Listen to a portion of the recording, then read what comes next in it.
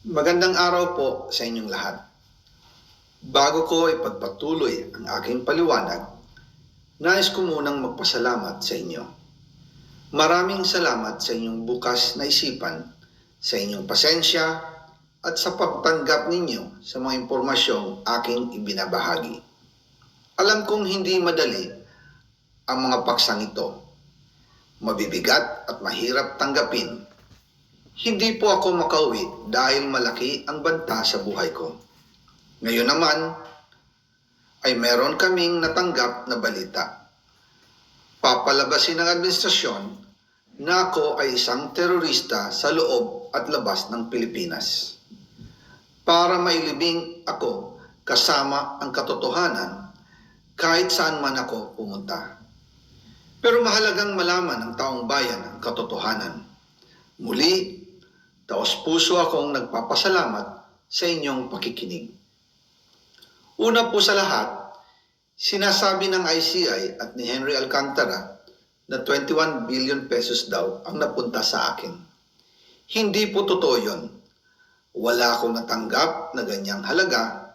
Ang totoo, mula 2022 hanggang 2025, ang kabuuang pera na dumaan sa akin para ibigay kay Pangulong Bongbong Marcos at kay dating Speaker Martin Romualdez ay umabot sa 56 billion pesos at hiwalay pa dyan ang 100 billion pesos insertion ng Pangulo sa 2025 budget. Pati na rin ang 97 billion pesos flood control insertion na inilagay sa NEP ng 2026 national budget. Balikan natin kung paano ito nagsimula.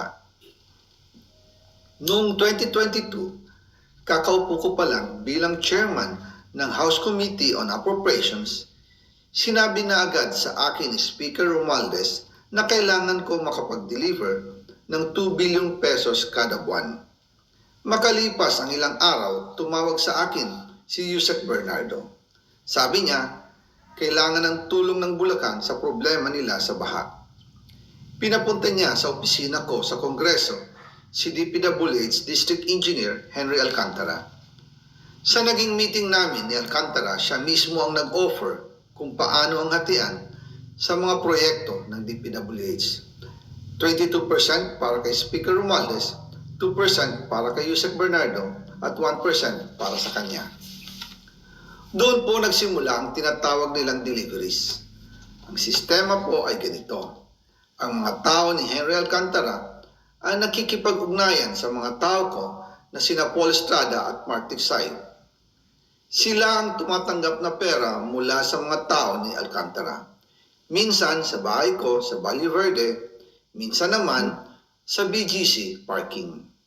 Pagkatapos nilang makuha ang pera, sila Mark at Paul naman ang nag-aayos o nakikipag-coordinate sa tauhan ni Speaker Martin Romualdez na si Jocelyn Sereño para sa pagdi-deliver ng male-maletang pera patungo sa bahay ni Speaker.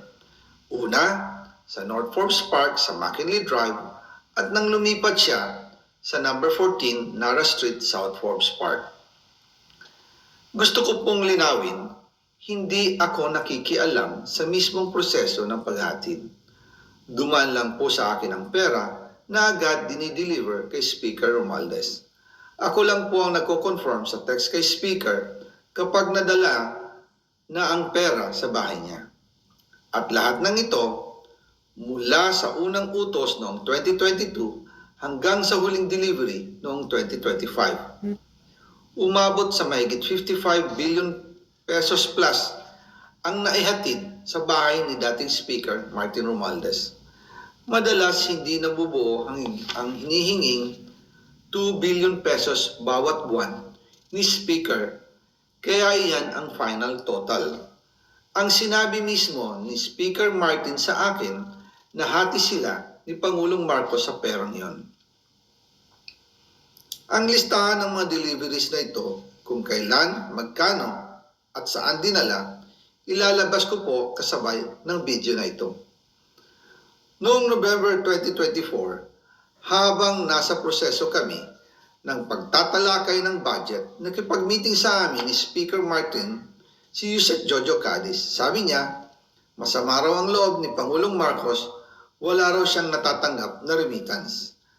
At dahil laging napapagalitan si Speaker Martin ng Pangulo mula Setyembre hanggang November, inutusan niya ako na mag-deliver ng 1 billion pesos para kay BBM. Ayon pa kay Yusek Jojo, nang ipaalam niya ito sa Pangulo, ang utos sa kanya ng Pangulo ay mag-ingat at siguraduhin si Yusek Jojo lang ang maghahatid. Ang instruction po sa akin ni dating Speaker Martin Romualdez ay dalhin sa number 30 Tamarin Street, South Forbes Park at ibigay kay Yusek Jojo Cadiz dahil ito raw ang drop-off point na malapit sa bahay ng Pangulo. Sinabi rin po sa akin ni Speaker Martin Romualdez na si PBBM ang nag-utos sa kanya na bilhin ang bahay sa number 30 Tamarin Street para gamitin bilang bagsakan at imbakan ng pera mula sa mga SOP, koleksyon at deliveries na para sa Pangulo. Noong December 2, 2024, personal kong i-deliver ang 200 million kay Yusek Jojo Cadiz sa number 30 Tamarin Street, South Forbes Park. Ayon sa kanya, dadalhin daw niya ito sa bahay ng Pangulo sa number 41 Nara Street, South Forbes Park.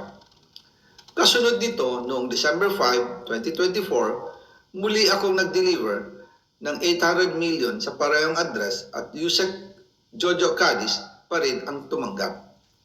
Sabi niya, iyon naman ay dadalhin sa bagong bahay ng Pangulo sa South Forbes Park. Sa kabuuan, 1 billion pesos ang personal kong naihatid. Ako mismo ang nagbigay ng pera, kasama ang aking driver at mga tauhan. At lahat ito ay base sa direktang utos ni Speaker Martin Romualdez. At dyan po nabuo ang kabuuang halagang 56 billion na ipinadala mula 2022 hanggang 2025. Pero kahit na i-deliver na ang 1 billion pesos para kay Pangulong Marcos,